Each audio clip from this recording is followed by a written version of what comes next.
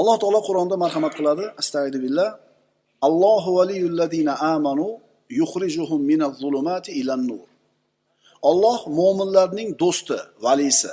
Ularni zulmatlardan nurga chiqaradi. Muhammad surasida aytadi: "Zalika bi annalloha mavlallazina amanu va annal kafirina la mavla lahum." Bunga sabab, ya'ni Alloh taolo mu'minlarga yordam berishiga sabab Alloh iymon keltirgan zotlarning do'sti, homiysi ekanligi va kofirlar uchun esa hech qanday homiy yo'q ekanligidir. Demak, Alloh taolo siz bilan bizning mavloyimiz, hojamiz va valiyimiz, bizning do'stimiz. Alloh taolo bandasini, mo'min bandasini yaxshi ko'radi. U bilan birga bo'ladi. Banda bilan Alloh taoloning birga bo'lishligi xos suratda bo'ladi yoki umumiy suratda bo'ladi. Xos, xususiy surat va umumiy ko'rinishda. Alloh taolo Qur'onda marhamat qiladi: "Va huwa ma'akum aynama kuntum." U Alloh sizlar bilan birgadir, qayerda bo'lsanglar ham. Bu umumiy birga bo'lishligi. Bu umumiy birga bo'lish shundayki, Alloh taolo mo'min bilan birga, kofir ham birga. Osmonda bo'lsa ham birga, yerda bo'lsa ham birga. Alloh taolo o'zini ilmi bilan, o'zini qudrati bilan, o'zini xohishi bilan. Bu umumiy birgalik. Banda qayerda bo'lmasin, kim bo'lmasin, qaysi yurtda, qaysi zamonda bo'lmasin, Alloh u bilan birga. Bu umumiy ko'rinishi. Endi xos ko'rinishchi. Astagfirullah. Va annalloha ma'al mu'minin. Albatta Alloh mu'minlar bilan birga. Endi bu birgalik xos birgalik bo'ladi. Hamma bilan birga bo'layotganda emas, bu xosroq. Alloh taolo bunda mu'min bandasi bilan birga bo'lishi nima bilan bo'ladi? Yordam berishi bilan, qo'llab-quvvatlashi bilan, saqlashi bilan, tavfiq berishligi bilan. Demak, Alloh bandasi bilan birga bo'lishi ikki xil bo'ldi. Umumiy ko'rinishda va xususiy ko'rinishda. Alloh taolo mu'minlar bilan mana shunday xususiy ko'rinishda, xususiy xos birga bo'ladi. Agar Alloh biz bilan birga bo'lsa, bizga hech kimning kuchi yetmaydi. Agar Alloh bizni yaxshi ko'rsa, qolgan hammani yomon ko'rgani hech narsa emas. Allohni topgan banda hech narsani yo'qotmabdi. Allohni topgan banda hech narsani yo'qotmabdi, ammo Allohni topmagan banda hech narsaga ega bo'lmabdi. Alloh taolo bir bandasi bilan xos birga bo'lishligi bu rabboniy do'stlikni lozim qiladi. Mana Alloh taolo bir banda bilan xos bo'lsa, qanday bo'ladi? Ushbu hadis qudusiy siz bilan bizga buni bayon qiladi. Bilasizlar, Qur'on oyati bor. Payg'ambarimiz sollallohu alayhi vasallamning hadis shariflari bor va hadis qudusiy bor. Qur'on bu Alloh taoloning kalomi, Jabroil alayhissalom orqali payg'ambarimizga yuborilgan bu oyatlar, Qur'on oyatlari. Hadis payg'ambarimiz sollallohu alayhi vasallamning so'zlari. Qur'onni lafzi ham, ma'nosi ham Allohdan. Hadisni lafzi ham, ma'nosi ham payg'ambarimizdan, ammo hadis qudusiy ma'nosi Allohdan, lafzi so'zlari payg'ambarimizning tilidan. Mana hadis qudusiyni payg'ambarimiz sollallohu alayhi vasallam Robbisidan bizga rivoyat qilib beradi. Bu juda ko'pchiligimiz bilgan va ko'p eshitgan hadis qudusiyki, mana uni kelganda o'qiymiz. Alloh taolo bir bandasi bilan xos birga bo'lsa, Alloh taolo shu bandasini o'ziga vali deb bilsa, Allohga do'st bo'lsa qanday holat bo'ladi? Man adali valiyan faqat azantuhu bil harb. Alloh taolo aytayapti, kim mening biror do'stimga dushmanlik qilsa, men unga urush e'lon qilaman. Mening do'stimga deyapti. Allohning do'sti faqatgina mo'min kishi bo'ladi, musulmon kishi bo'ladi. Al-harb kalimasi mana Qur'onda keladi. Ribo haqidagi oyat. Fa illam taf'alu fa'zanu bi harbi minallohi va rasulihi. Agar bizni farmonimizni mana shu riboni tark qilinglar degan, riboni qilmanglar degan buyrug'imizni bajarmasanglar, Alloh va Rasuli tomonidan bo'lgan urushga tayyor turinglar. Al-harb. Harb, Alloh taolo urush qiladi kimga? Ribo bilan shug'ullangan kimsaga. Alloh taolo kimga qarshi urush e'lon qiladi? Allohning do'stiga dushmanlik qilgan kimsaga. Endi Alloh unga qarshi urush e'lon qilsa, bu bandaning holi nima bo'ladi? Butun yer ahli uni himoya qilaman desa ham, bu odamning holi vayron bo'lishiga shubha yo'q. Allohning do'stiga kim dushmanlik qilsa, Alloh bu bandaga o'zi urush e'lon qiladi. Chunki Allohning do'stiga dushmanlik qilayotgan odam haqqa dushmanlik qilayotgan odam. Haqqa dushmanlik qilayotgan odam kimga qarshi turganligini bilarmikin? Allohning kalomi, Allohning diniga dushmanlik qilganlarning ahvoli nima bo'ldi, birodarlar? 70 yil Sovet hukumatı dinni yo'q qilishga harakat qildi. Nima bo'ldi? Tarix g'ildiragini oldida 70 yil hech narsa emas. Keldi ketdi. Bitta ikkita avlod ko'rdi shu hukumatni, keldi ketdi. Nima bo'ldi? Kim Allohning do'stiga dushmanlik qilsa, bu insonga qarshi Alloh taolo o'zi nima qiladi? Urush e'lon qiladi. Man adali waliyan faqat azantuhu bil harb. Kim mening biron do'stimga dushmanlik qilsa, bas unga men urush e'lon qilaman. Mana endi vali, do'st, Allohning valisi. Vali qanday inson? Qur'onda bu haqida nima deyiladi? Astagfiru billah. Ala inna awliya Allohi la xawfun alayhim va la hum yahzanun alladina amanu va kanu yattaqun. Vali deganda nimani tushunamiz? Bir qanaqa fikr keladi vali deganda? Vali hamchi siz bilan bizga o'xshagan odam bo'ladi. Uni qulog'i 3 ta olmaydi, boshi 2 ta olmaydi. U ham yeydi, ichadi, u ham uxlaydi, u ham charchaydi, u ham siqiladi, u ham baxilligi tutadi. Hamma qator odam. Faqat vali kim? Alloh taolo aytadi: "Ogoh bo'lingiz kim? Albatta Allohning do'stlariga oxiratda biron xavf va xatar yo'qdir va ular g'amgin bo'lmaydilar." Endi kimlar ular Allohning valilari? Alladina amanu va kanu yattaqun. Ular iymon keltirib taqvo qilgan kimsalar. Mana shu odam vali bo'ladi. Iymon keltirdi, taqvo qildi. Endi kishining iymoni bilan taqvosi qancha kuchaygan sari, qancha kuchli bo'lgan sari Allohga valiligi shunchalik kuchli bo'lib boraveradi. Hammamiz iymon keltirdikmi? Alhamdulillah. Taqvo qilyapmizmi? Alhamdulillah. Demak, valimiz hammamiz. Faqat bu viloyatimiz, bu valiligimiz, Allohga do'stligimiz ana shu iymonimizning quvvati va qilayotgan taqvoyimizga bog'liq ekan. Mana shu masalada endi bir-birimizdan nima qilamiz? Farq qilamiz. Demak, Allohga iymon keltirib taqvo qilgan kishi borki, u Allohning valisi. Agar birodarlar dinni, islomni, dinni hamma ma'nosini ikki og'iz so'zga sig'dirish kerak bo'ladigan bo'lsa, o'sha ikki og'iz so'z shu bo'ladi. Iymon keltirdi, taqvo qildi. Shu din. Iymon keltirdi, taqvo qildi. Payg'ambarlarning hammasi ayni mana shu narsani olib kelgan birodarlar. Astagfirullah. Va ma arsalna min qablika min rasul illa nuhi ilayhi annahu la ilaha illa ana fa'budun. Ey Muhammad alayhisalom, biz sizdan ilgari yuborgan har bir payg'ambarga ham hech qanday iloh yo'q, magar mengina bordirman, bas mengagina ibodat qilinglar deb vahiy yuborganmiz. Demak shu ekan.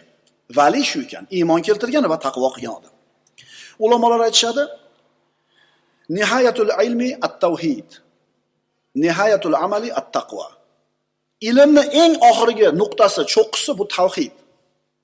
Amalning eng oxirgi yuqori cho'qqisi bu taqvo. Inson bolasi dunyoga kelib ko'p ilmlarni o'rganadi. Inson bolasi o'rgangan ilmlarning eng oliysi, eng afzali bu tavhid, Allohning yakkaligi. Inson bolasi amal qiladi dunyoda, har xil amal qiladi. Lekin shu amallarning eng yaxshisi taqvo bo'ladi. Ilmning nihoyasi tavhid, amalning nihoyasi taqvo. Agar bir inson Allohni yakkada bilib, gunohdan tiyilgan bo'lsa, bu odam dinni mag'zini tushunibdi. Umar ibn Xattob roziyallohu anhu, xalifa, safarda ketib borar ekan, yo'lda qo'ylarni boqib yurgan bir cho'ponga ko'zi tushdi. Sinamoqchi bo'ldi. Qo'ylardan bittasini sotmaysanmi menga dedi. Cho'pon aytdi, bu qo'ylar meniki emas, sayyidimiki. Ha, o'ldi deb qo'yasan. Yo, bo'ri yeb ketdi deb qo'yasan. Xalifani tanimayapti. Cho'pon aytdi, "Vallohi pul menga juda ham zaril hozir. Pul juda ham zaril. Agar o'ldi desam, bo'ri yeb ketdi desam, sayyidim ishonadi. Lekin Allohchi dedi." Mana dinda ma'nosi birodarlar. Hammani oldayman, hammani uddalayman, lekin Allohni-chi? Mana shu odam dinni mag'zini tushunibdi. Dinni asliga qo'lini qo'yibdi. Allohchi? Iymon keltirdi va qo'rqdi. Inson Allohni tanidi. Valilikka shu narsaniki o'zi kifoya qiladimi? Yo'q. Endi amal kerak. Aytdik-ku, ishonish kerak, iymon keltirish kerak va qo'rqish kerak. Faman kana yarju liqa robbih falyamal amalan solihan. Kim Alloh taoloni diydoridan umidi bo'lsa, Alloh taoloni jamoliga boqishlikdan umidi bo'lsa, bas solih amal qilsin. Demak, iymon keltirishlikni o'zi kifoya qilmaydi. Endi nima kerak? Endi nima kerak? Solih amal kerak. Iymon va solih amal.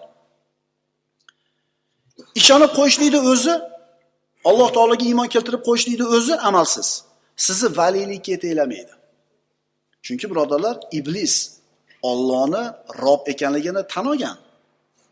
Aziz ekanligini tan olgan. Yaratuvchi ekanligini tan olgan. Qayta tiriltiruvchi ekanligini bilgan. Lekin amali bo'lmaganligi uchun, itoati bo'lmaganligi uchun u layin bo'lib ketaverdi. Biz ham ishonamiz Allohga deydi. Lekin bironta haromdan taqvo qilmaydi. Biz ham Allohga iymon keltirganmiz deydi. Bironta farzni bajarmaydi. Bu odamning iymoni iblisiy iymon emasmikin? Oyatni qarang. Astagfirullah. Qala fa bi'izzatika la ughwiyannahum ajma'in. Iblis aytdi. Endi sening qudratingga qasam, albatta ularning hammasini yo'ldan ozdiraman. Anzirni ila yawmi yub'athun. Qiyomat kunigacha meni tirik qoldirgin. Xalaqtani min nar. Xalaqtani min nar. Meni olovdan yaratding. Yaratganini tan olyapti. Qiyomatda qayta tirilishini tan olyapti. Azizligini, robligini tan olyapti, lekin itoat qilmayapti, amal qilmayapti. Shuning uchun birodarlar, biz Alloh taoloning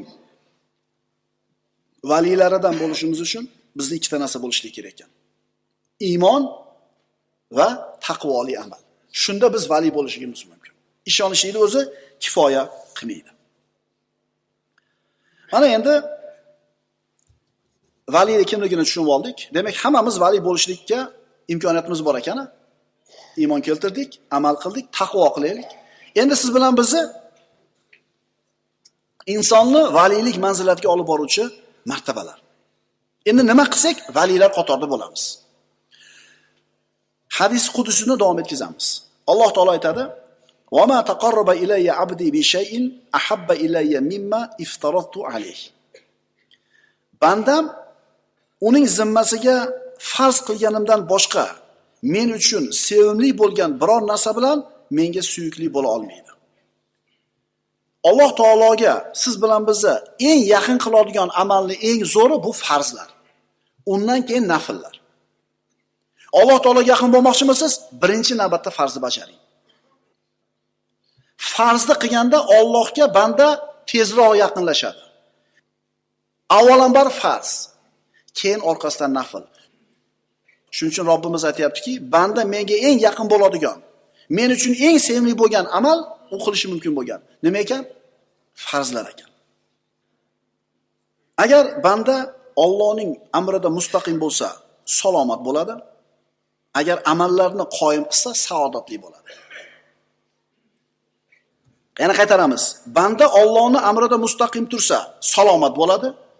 Allohning amallarini, buyurgan amallarni bajarsa, saodatli bo'ladi. Endi salomat bo'lish bilan saodatli bo'lishning farqi bor albatta. Har bitta odam ham salomat bo'lishni xohlaydi, ham saodatli bo'lishni xohlaydi. Bu narsa faqat iymon bilan, amal bilan bo'ladi. Iymon keltirdingiz, salomatsiz, amalda siz saodatlisiz. Alloh taolo nimani farz qilgan bo'lsa bizga, mana aytyapmiz, banda farzni bajarsa Allohga eng oson yo'l ekan yaqin bo'lishdi. Va bu farzlar bizni mutlaq hayotimizga, tabiatimizga, fitratimizga to'g'ri keladi. Masalan, ovqat yeyish farz. Bu narsa uni fitratiga, tabiatiga muvofiq keladi.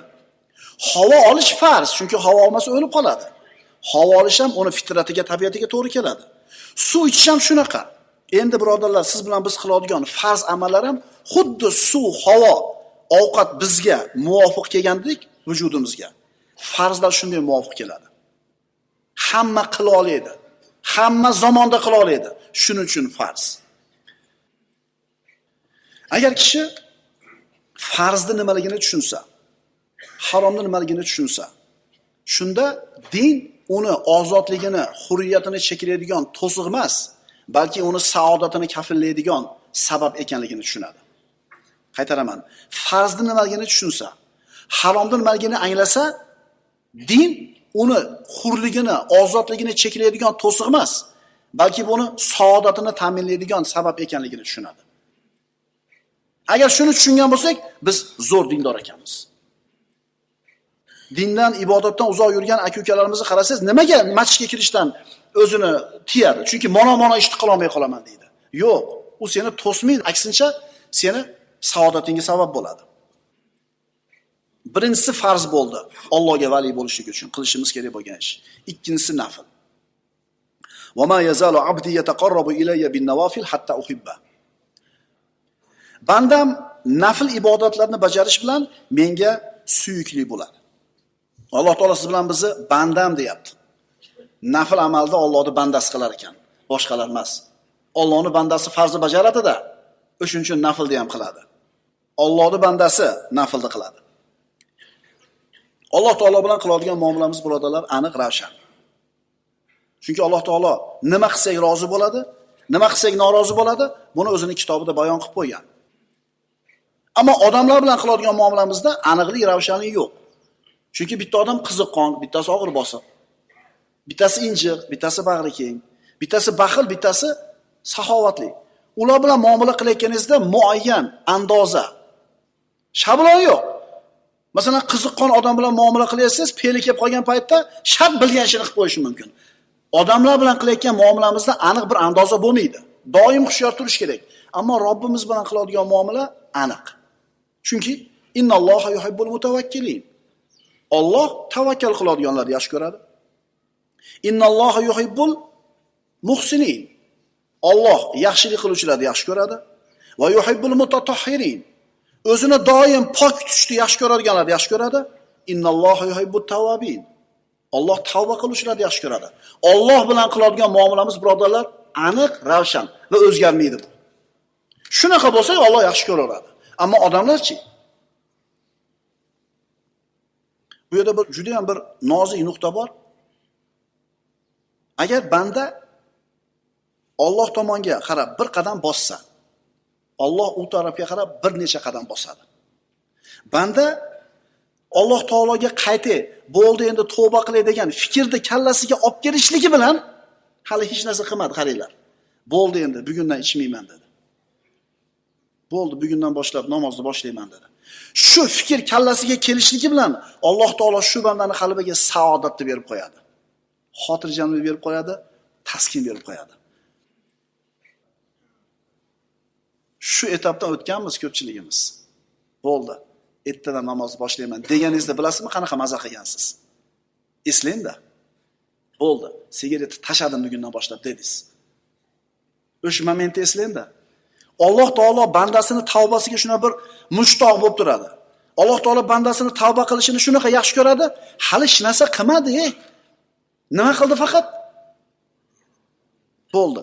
Ertadan bomdodga chiqib namozni boshlayman deyishiga bilasizmi qanaqa xotirjam bo'ladi qalbi?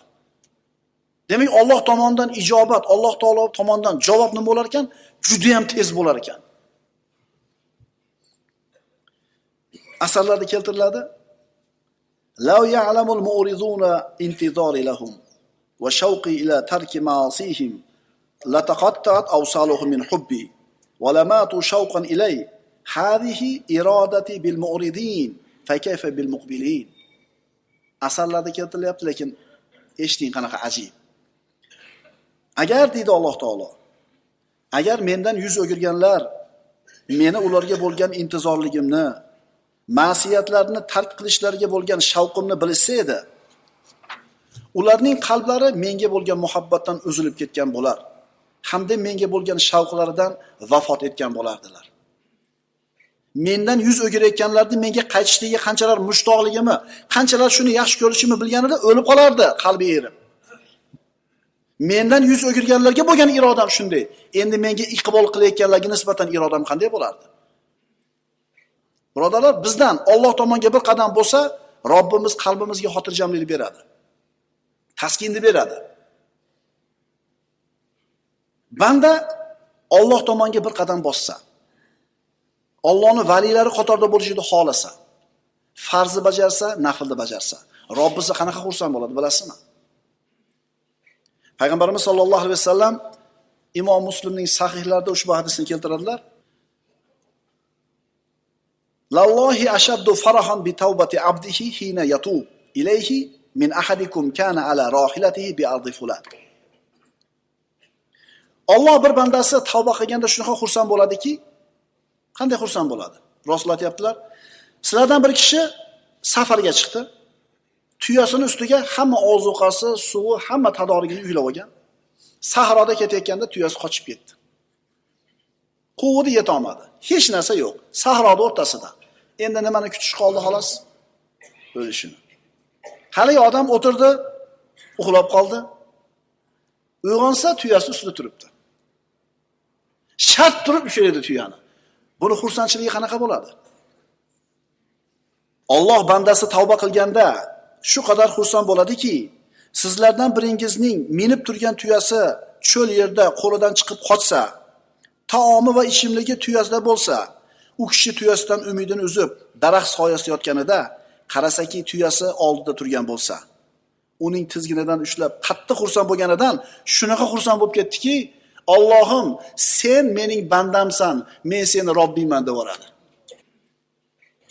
Nimadan? Xursandchiligidan.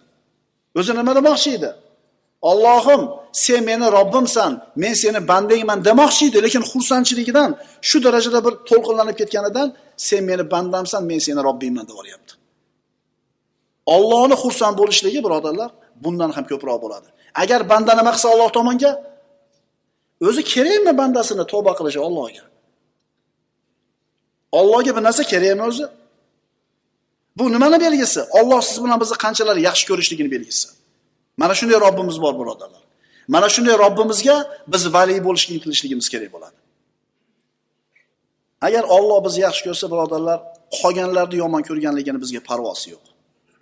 Agar Alloh taolo siz bilan bizni aziz qilgan bo'lsa, bandalarni xor qilgani bizga qizig'i yo'q. Agar Alloh biz bilan birga bo'lgan bo'lsa, hech kimni kuchi yetmaydi bizga. Agar Alloh bizga qarshi bo'lsa, bizga hech kimning foydasi tegmaydi.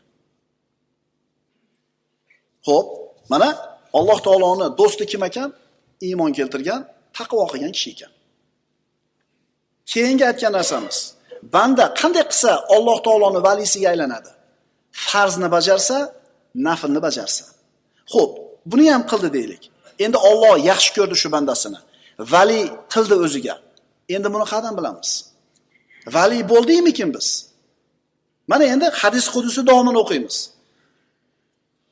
Fa iza ahbabtuhu kuntu sam'ahu alladhi yasma'u bi. Nafllarni qilar ekan men uni yaxshi ko'rib qolaman dedi. Yaxshi ko'rib qoldi, o'ziga do'st qildi. Endi do'st bo'lganligini alomatini ko'ring. Bas agar uni yaxshi ko'rib qolsam, men uning eshitadigan qulog'i bo'laman. Qulog'ingizga faqat Allohni rozi qiladigan narsa kirganda rozi bo'lasiz. Allohni norozi qiladigan narsa qulog'ingizga kirsa, bundan norozi bo'lasiz. O'lchovingiz bor endi sizga. To'g'ri kelgan narsani eshitib qo'yavermaysiz. To'g'ri kelgan gapga quloq tutib qo'yavermaysiz. Chunki Robbingiz sizni yaxshi ko'rdi, qulog'ingizni isloh qildi. Qarang. Inson umri davomida millionlagan mavzuda suhbat quradi. Millionlagan temani eshitadi. Endi bularning ichida qaysinisi botil, qaysinisi haq, agar o'ziga qolsa ajrata olmaydi. Chunki birodarlar, botilning turi ko'p. Botilning turi ko'p. Agar Alloh taolo o'zi quloqini ochmasa, o'zi quloqini isloh qilmasa, eshitgan narsasini to'g'ri deb ketaveradi. Hozir shunaqa zamon. Hozir odamlarning hayotini, ongini, dunyoqarashini ommaviy axborot vositalari boshqaryapti. To'g'rimi? Bitta kanal ochasiz YouTube'ga, bitta odamni suratga olib, videoga olib turib, qo'yib tagiga bir narsalar yozasiz, tuhmat bo'xtonlarni qilasiz, ketdi. Ketaveradi. Mana bu suratga tushgan ekan, u montaj qilib qo'yganiga aql yetmaydi. Photoshop bor, xullas ming xil programma bor. Musulmon odam shunday bir narsani eshitgan paytda qabul qila olmaydi. Inja'akum fasiqun binabayin fatabayyanu degan Qur'onda Alloh. Ey iymon keltirganlar, bir fosiq xabar olib kelsa, bir fosiq kishi xabar olib kelsa, tekshiringlar degan. Ishonmay tur bunga deydi. Hozir juda oson bo'lib qoldi odamlarni haqdan burib olishlik, kallasiga bir noto'g'ri fikrlar kirgizib qo'yishlik.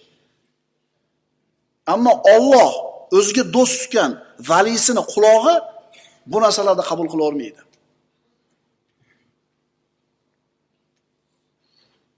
Xo'p, birinchisi demak Alloh taolo agar bir bandani o'ziga vali qilgan bo'lsa, nima qilar ekan? Uni qulog'ini isloh qilar ekan. Ikkinchisi, Va basaruhu allazi yubsiru bihi. Agar Alloh do'st qilgan bo'lsa, uni ko'radigan ko'zi o'zim bo'laman, deyapti Alloh taolo.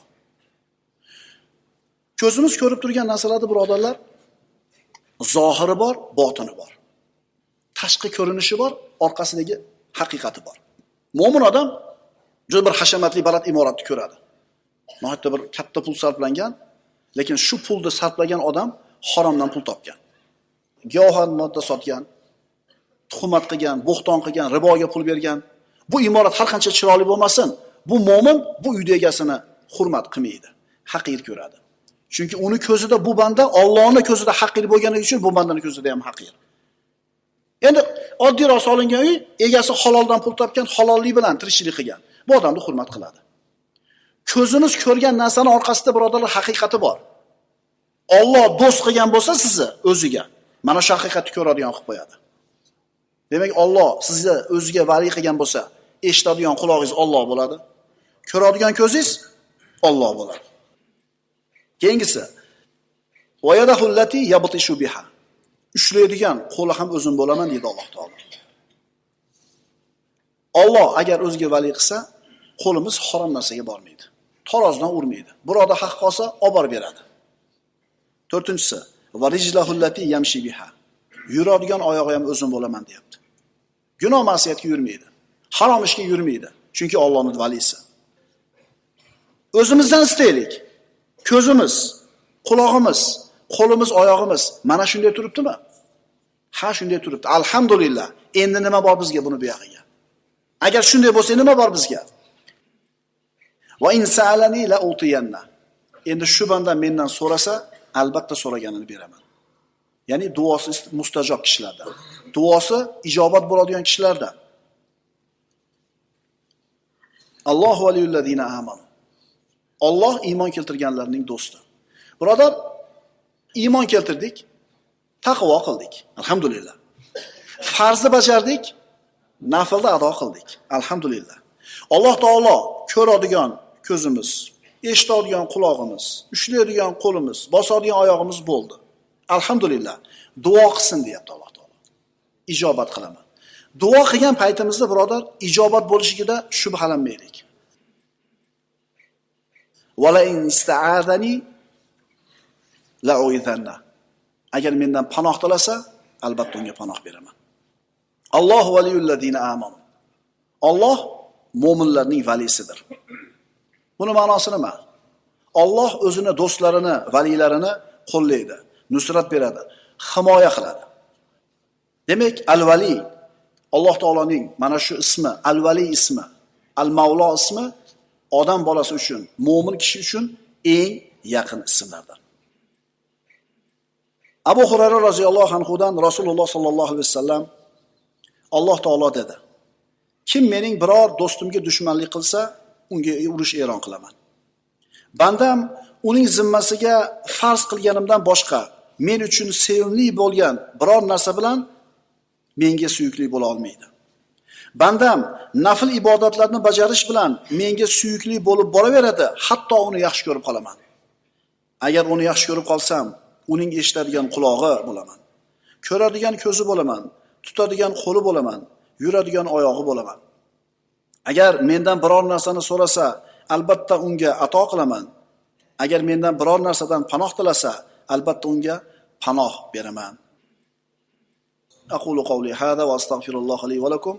Assalomu alaykum va rahmatullohi ta'ala va barakatuh.